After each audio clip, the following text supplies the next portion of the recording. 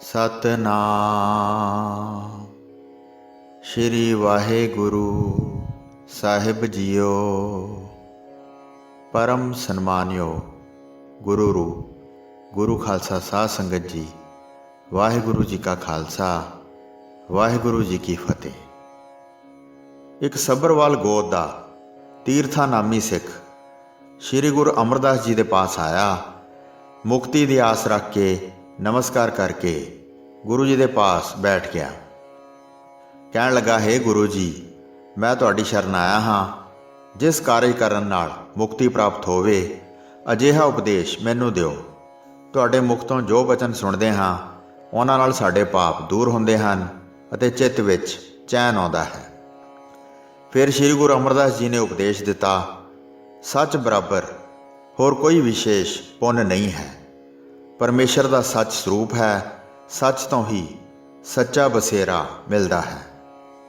दोहां लोकां विच सच्चा सुख प्राप्त होवेगा। ਜਿਹੜੇ सच ਵਿੱਚ रंगे ਹੋਏ ਹਨ, ਉਹਨਾਂ ਦਾ ਦੇਵਤੇ ਸਨਮਾਨ ਕਰਦੇ ਹਨ। ਸੱਚੇ ਮਨੁੱਖਾਂ ਦਾ ਸਤਿਗੁਰੂ ਸਾਥੀ ਹੁੰਦਾ ਹੈ। ਵੱਡੇ ਪੁੰਨ ਅਤੇ ਸੱਚ ਮੇਲੀ ਹਨ। ਸ੍ਰੇਸ਼ਟ ਬੁੱਧੀ ਵਾਲੇ ਸਦਾ ਸੱਚ ਹੀ ਕਹਿੰਦੇ ਹਨ ਅਤੇ ਇਸ ਤਰ੍ਹਾਂ ਇੱਕ ਸੂਖਮ ਭੇਦ ਲੈ ਲੈਂਦੇ ਹਨ। ਜੇ ਸੱਚ ਕਹਿਣ ਨਾਲ ਕਿਸੇ ਦਾ ਬੁਰਾ ਹੋ ਜਾਵੇ, ਉੱਥੇ ਝੂਠ ਕਹੋ, ਸੱਚ ਨੂੰ ਦੂਰ ਰੱਖੋ। इस प्रथाए एक प्रसंग भी है, तुसी आप ही निर्णय करके देख लो। एक साध राजे के द्वार ते रहिंदा सी। उसने उत्थे बैठे कई महीने गुजारे। उस राजे का पुत्र विआह के आया अते सर्व प्रकार उत्साह वधाया। राजकुमार एक कमरे विच अपनी पत्नी नूं लैके सुता होया सी। सुख पाउंदियां काफ़ी रात बीत गई, पर राजकुमार की पत्नी नूं नींद ना आई। उसदे सिरहाणे एक तलवार रखी हुई सी। ਉਹ ਇਸਤਰੀ ਉਸ ਤਲਵਾਰ ਨੂੰ ਹੱਥ ਵਿੱਚ ਫੜ ਕੇ ਵੇਖਣ ਲੱਗੀ। ਅੱਤ ਤਿੱਖੀ ਤਲਵਾਰ ਨੂੰ ਹੱਥ ਵਿੱਚ ਫੜ ਕੇ ਵੇਖਿਆ। ਉਸ ਦਾ ਪਤੀ ਰਾਜਕੁਮਾਰ ਵੀ ਉਸ ਦੇ ਲਾਗੇ ਹੀ ਸੁੱਤਾ ਪਿਆ ਸੀ।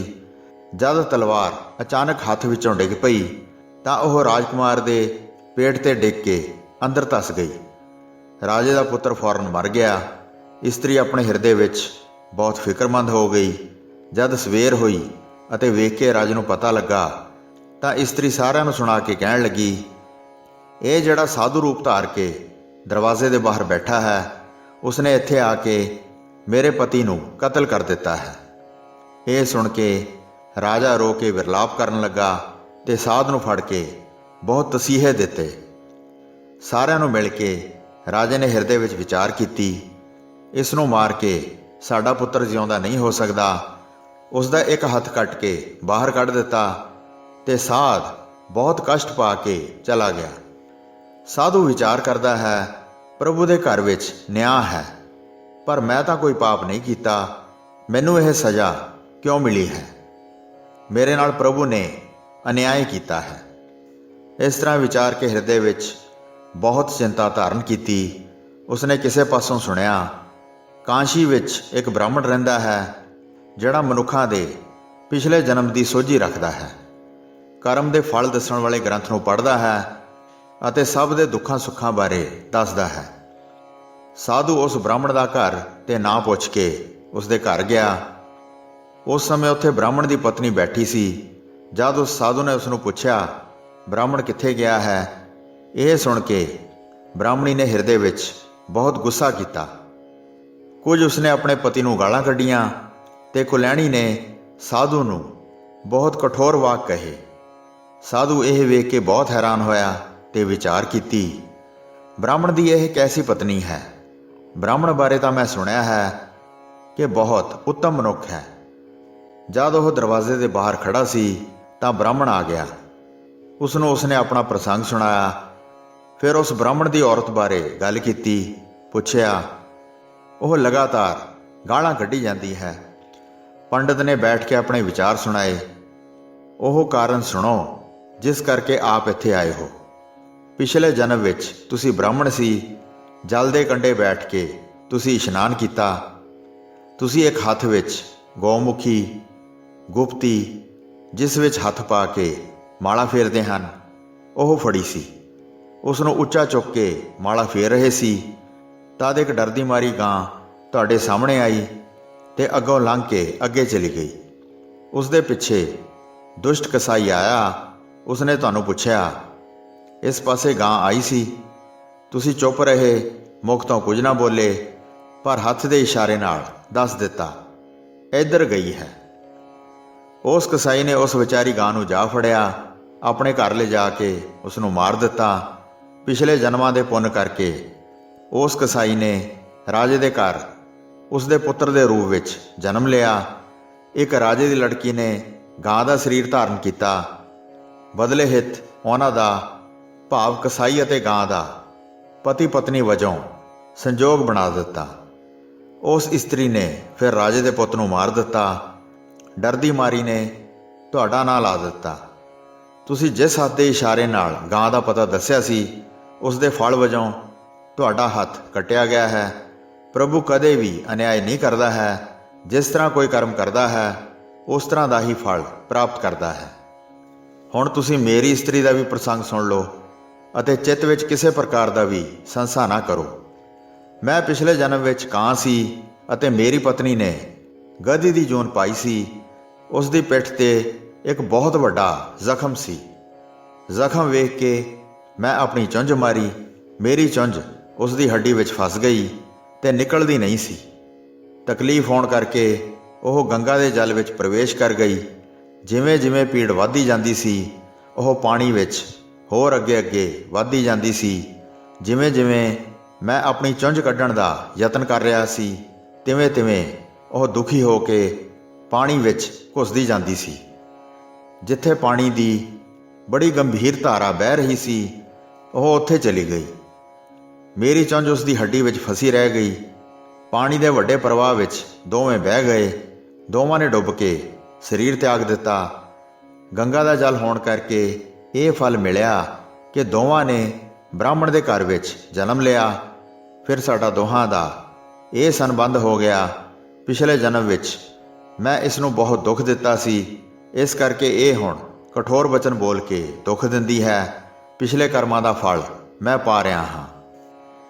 ਇਹ ਸੁਣ ਕੇ ਫਿਰ ਸਾਧ ਨੂੰ ਨਿਸ਼ਚਾ ਹੋਇਆ, ਬਿਨਾਂ ਕਰਮਾਂ ਤੋਂ ਦੁੱਖ ਸੁੱਖ ਨਹੀਂ ਮਿਲਦਾ।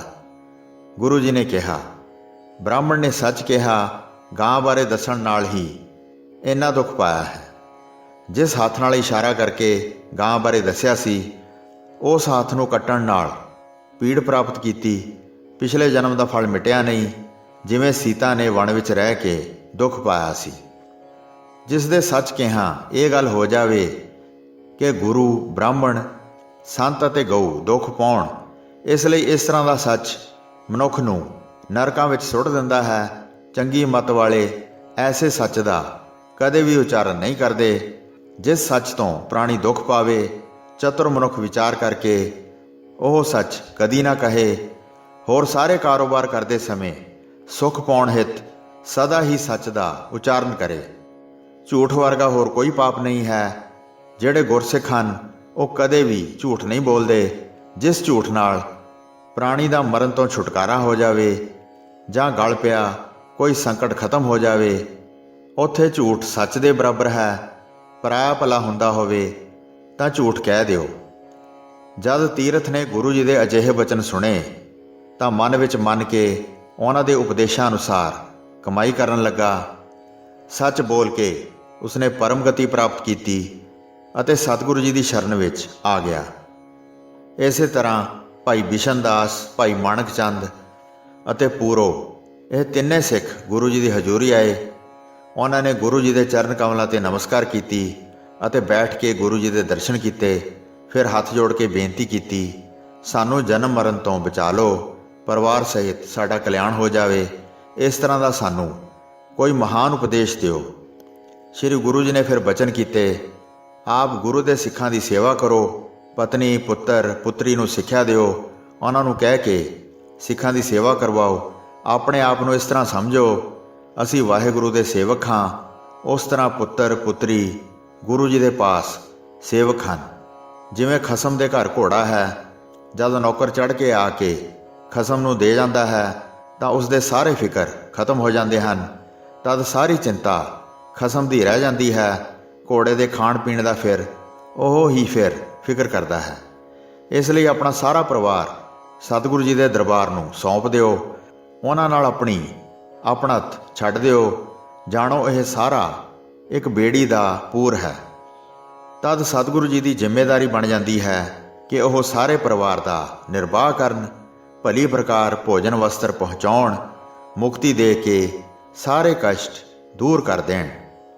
ਭਾਈ ਬਿਸ਼ਨ ਦਾਸ, ਭਾਈ ਮਾਣਕ ਚੰਦ ਅਤੇ ਭਾਈ ਪੂਰੋ ਨੇ ਗੁਰੂ ਜੀ ਦਾ ਸੁੰਦਰ ਉਪਦੇਸ਼ ਸੁਣ ਕੇ ਚੰਗੇ ਮਨ ਨਾਲ ਉਸ ਦੀ ਕਮਾਈ ਕੀਤੀ ਅਤੇ ਅੰਤ ਸਮੇਂ ਕਲਿਆਣ ਪ੍ਰਾਪਤ ਕੀਤਾ। ਸੋ ਸਾਧ ਸੰਗਤ ਜੀ, ਇੱਥੇ ਇਹ ਪ੍ਰਸੰਗ ਸਮਾਪਤ ਹੁੰਦਾ ਹੈ ਜੀ। ਪ੍ਰਸੰਗ ਸੁਣਾਉਂਦੇ ਹੋਈਆਂ ਅਨੇਕ ਭੁੱਲਾਂ ਚੁੱਕਾਂ ਦੀ ਖਿਮਾ ਬਖਸ਼ਣੀ ਜੀ। ਦਾਸ ਨੂੰ ਆਗਿਆ ਦਿਓ। ਵਾਹਿਗੁਰੂ ਜੀ ਕਾ ਖਾਲਸਾ, ਵਾਹਿਗੁਰੂ ਜੀ ਕੀ ਫਤਿਹ।